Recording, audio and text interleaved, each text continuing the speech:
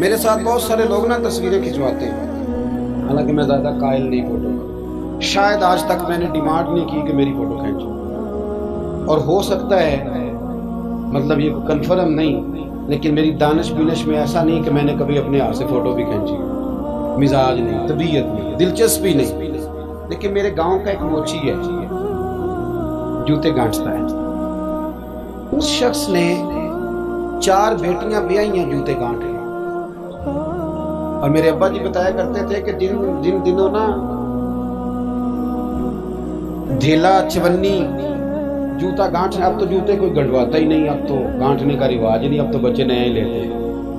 تو جوتا گانٹنے کے لیے جب اس کو دیتے تھے تو چونی اگر اس کی ہوتی تھی نا تو اس کو کہتے تھے نا روپیہ تو رکھ لے، تو کہتا کیوں رکھوں جی، میری چونیاں تو میں نے چونی لے لی، اور ناراض ہو جاتا تھا۔ 4 بیٹیوں کی شادی کی ہے اس نے، پھر اللہ نے اسے عمرہ بھی کرایا، اور آج بھی وہیں بیٹھا ہے۔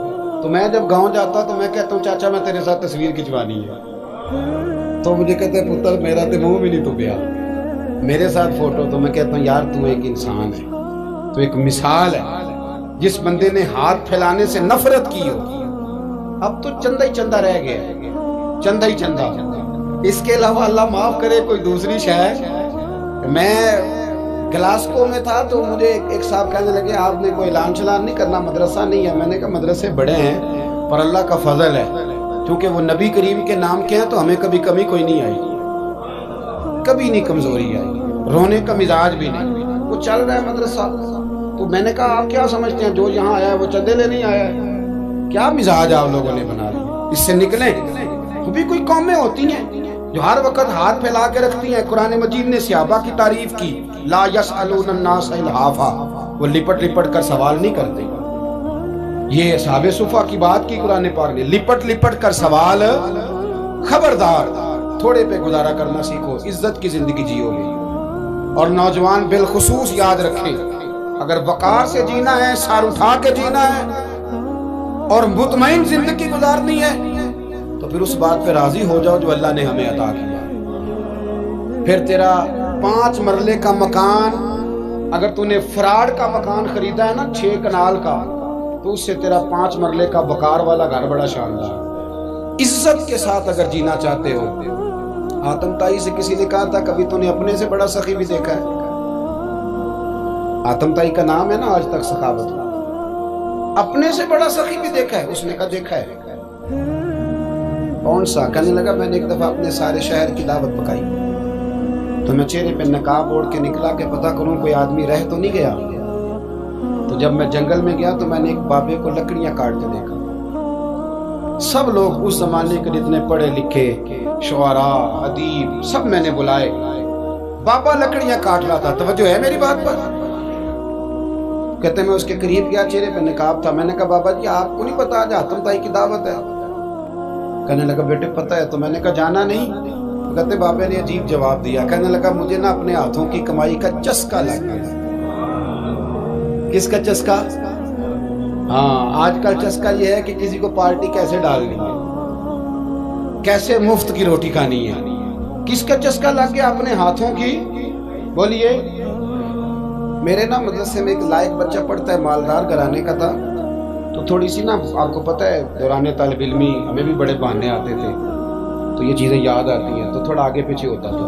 مدرسے میں کام ہو رہا تھا تو میں اس کو کھڑکی میں لے کے کھڑا ہو گیا، میں نے کہا بیٹے ایک چیز تجھے دکھانی ہے، جب تیرے سامنے بھنا ہوا گوشت رکھا جاتا ہے تو نخرے کرتا ہے، ادھر بھی آئے ایک نظارہ دیکھ۔ مزدور نا سویرے 2 روٹیوں کے بیچ اچار رکھ کے لاتا ہے، اور جب وہ دوپہر کو کھانے لگتا ہے نا میرے بھائی تو وہ اچار اس کی روٹیوں کو بھی لگ جاتا ہے، پونے کو بھی لگ جاتا ہے، لیکن جب دوپہر کا وقت ہوتا ہے تو مٹی سے لتھڑے ہوئے ہاتھ پہلے وہ جا کے ٹوٹی پہ دھوتا ہے، پھر وہ کیا کرتا ہے کہ وہ پانی کا پیالہ خود بھر کے رکھتا ہے۔ توجہ میری بات پہ رکھیں۔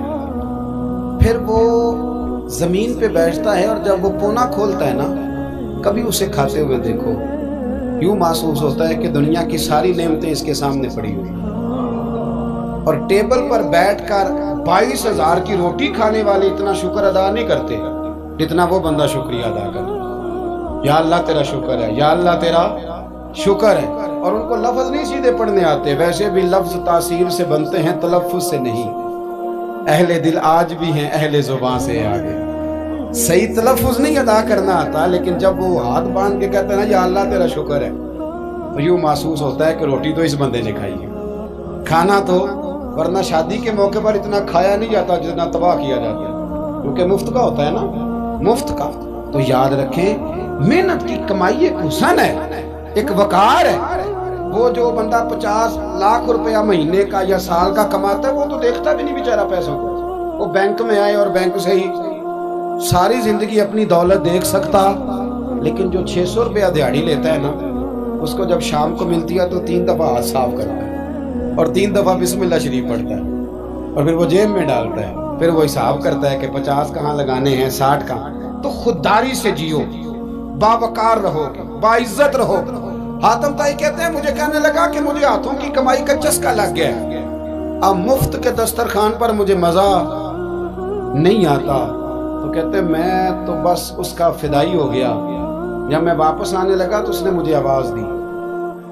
میں واپس پلٹا تو کہنے لگا بیٹا آپ بھی دعوت پہ جا رہے ہیں؟ میں نے کہا ہاں. تو اس نے مجھے 5 دینار نکال کے دیے. کہنے لگا یہ لے جاؤ، حاتم طائی کو نہ دینا، وہاں جو آدمی لنگر پکا رہا نا اسے دے دینا. یار بڑے بڑے لوگوں نے روٹی کھانی ہے، چلو میرا بھی حصہ پڑ جائے گا.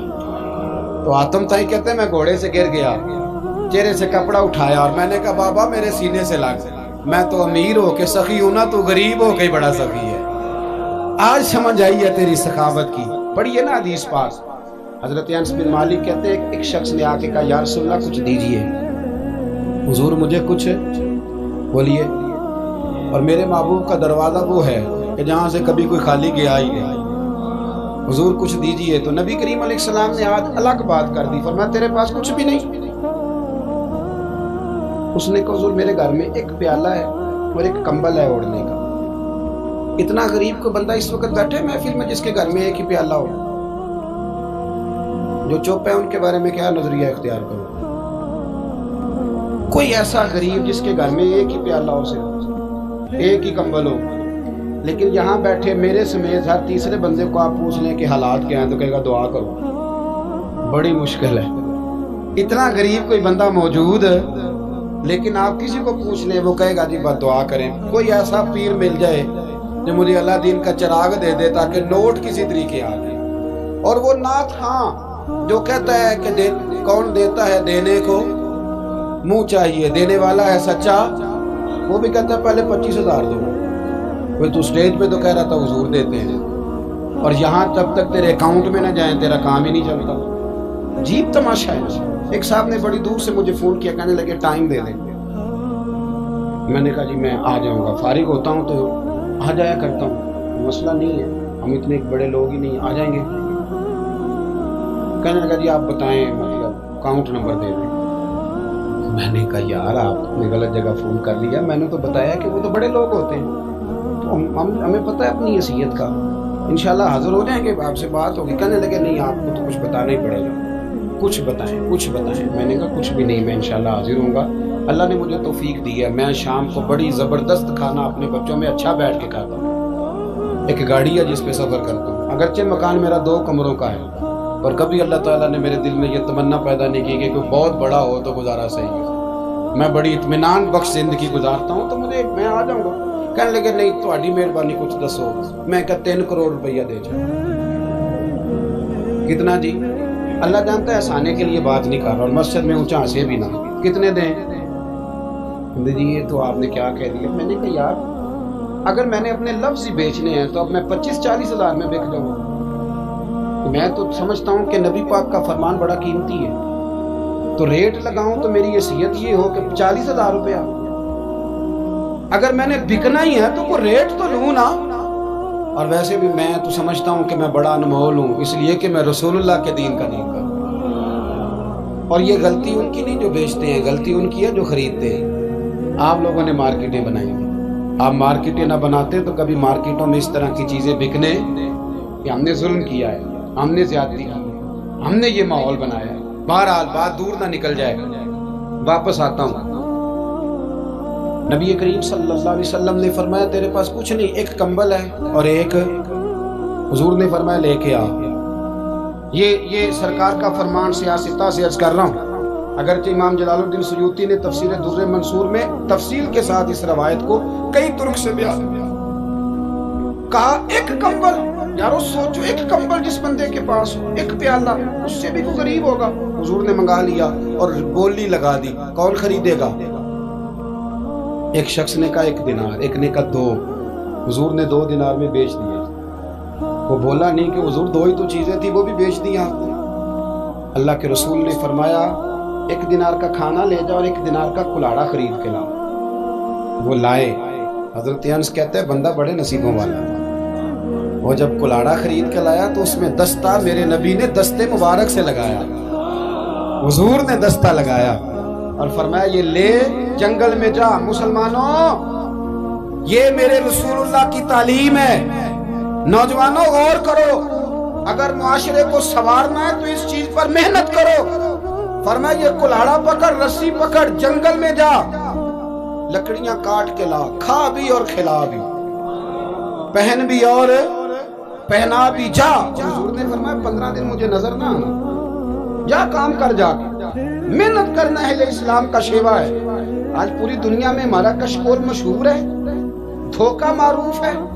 لوگ کہتے ہیں کہ انہوں نے ایسے ہم نے طریقے غیروں سے پیسے نکالنے کے اختیار کیے، ایسے طریقے کہ کبھی سنے تو شرم سے سر جھک جاتا۔ یہ معیار ہوتا ہے اعلیٰ قوموں کا کہ وہ چندوں پہ زندگی گزاریں، وہ مانگ کر کے کھائیں، یہ معیار ہوتا ہے۔ کسی کونے پہ بریک لگتی ہے تو آپ دیکھیں مانگنے والے کتنے زور و شور سے آتے ہیں۔ خدا را محنت کی عادت، اسے آپ بھی چلے گئے، 15 دن کے بعد آئے۔